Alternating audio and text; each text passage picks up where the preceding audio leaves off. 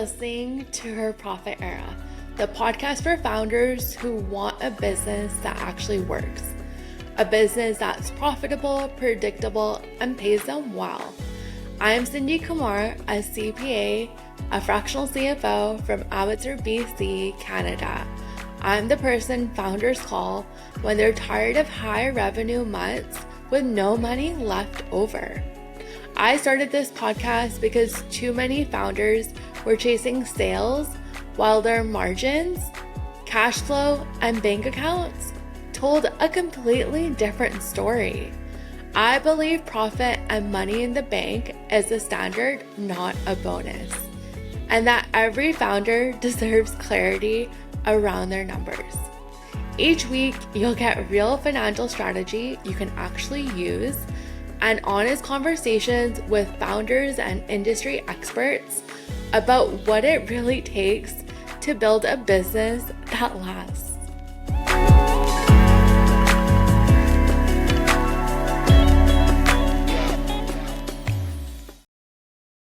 It's my first episode recording after tax season is over now. I was supposed to record and do all my content, but I've just been feeling so drained, so emotionally exhausted, and I just haven't wanted to do anything. I haven't wanted to talk to anybody, and I just feel very overwhelmed, and I'm still trying to relax a week and a half later. So I finished tax season with filing 84 personal tax returns, and it was just a lot. I just felt so overwhelmed, so exhausted, so drained. And today I'm going to share the 3 lessons I learned going through tax season.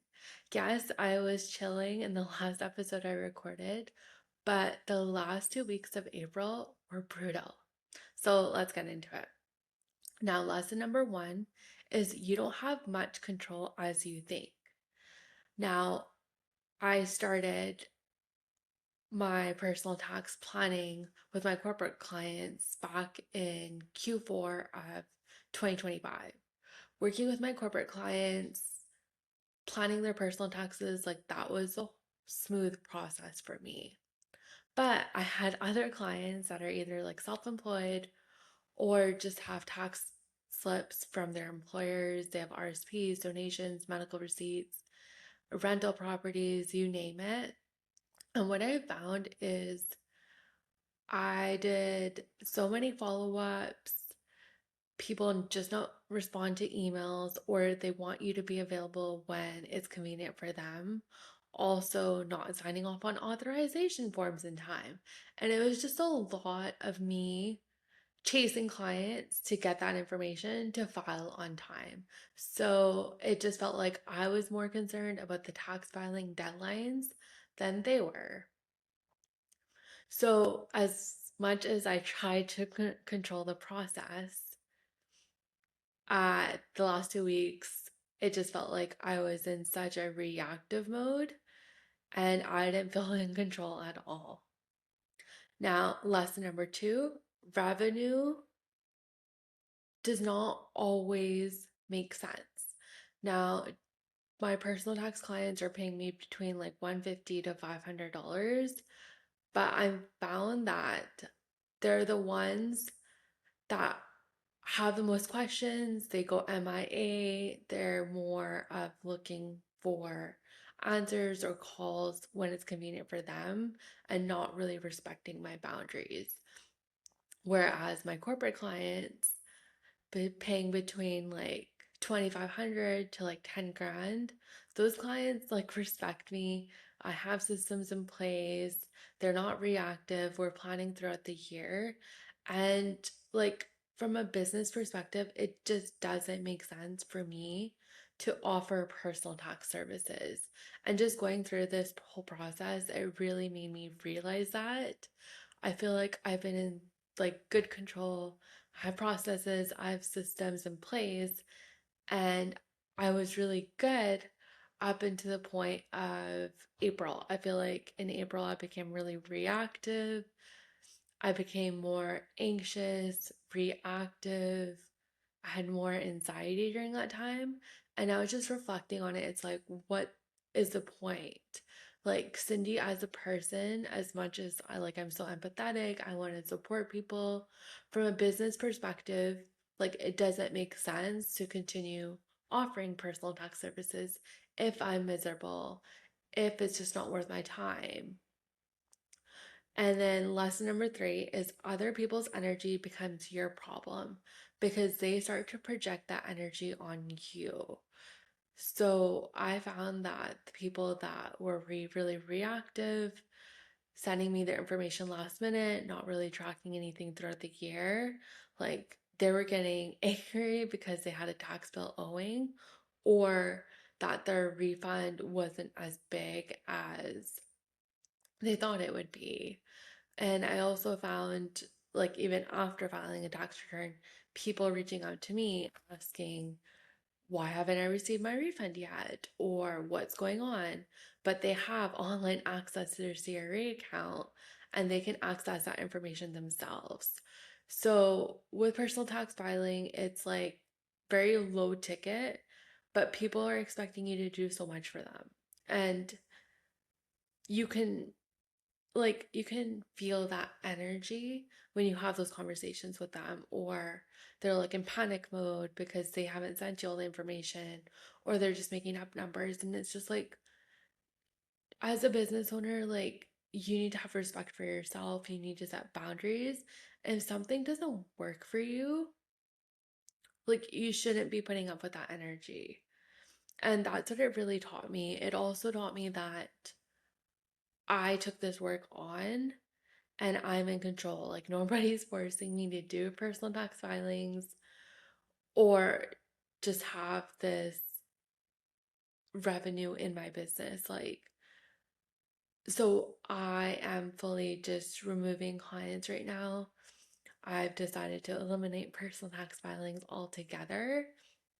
And really, it's okay. Like, it's not the end of the world. And I also let go of like three corporate clients. And as scary as that is from like a cash flow perspective, I felt okay because removing clients and removing an offer is just creating space for client aligned clients and the work that I really want to do. I am like super passionate about like doing consulting, having the calls with my clients, really helping them from a growth perspective, and entering numbers in a tax return for personal tax clients that are paying me like 150 bucks. It's like that's not worth my time and my energy anymore. It might have made sense when like I first started my business, but it doesn't anymore. And like here's an example. I let go of those three corporate clients. A week later, when I was going over my corporate client's personal tax return with her, she mentioned she wanted the quarterly advisory support, and she converted to a 10K package and paid her $2,500 quarterly payment within the next day. And these are the type of clients I really want to work with.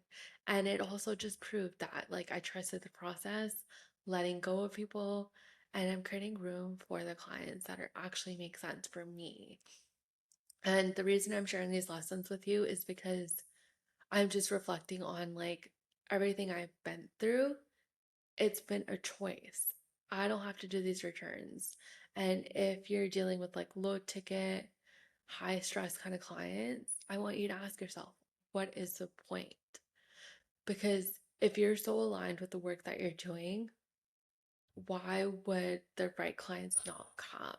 So I am focusing on removing personal tax filing altogether, emailing clients that I can no longer support them, giving them referrals of other accountants that they can work with, and just leaving it at that. And same with corporate clients. Like, I'm just letting go of clients that just aren't aligned with this version of me or this version of my business.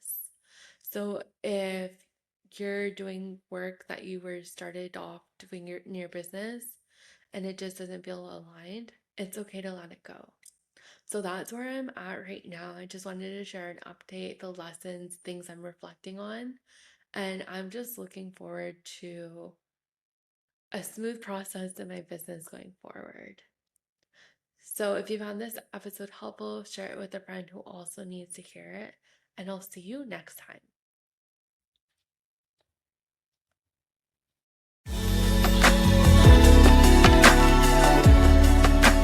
If you're a founder who wants real strategy, not noise, and you want someone in your corner helping you build a business that feels aligned, is profitable, and actually supports your life, you can apply for CFO on Call.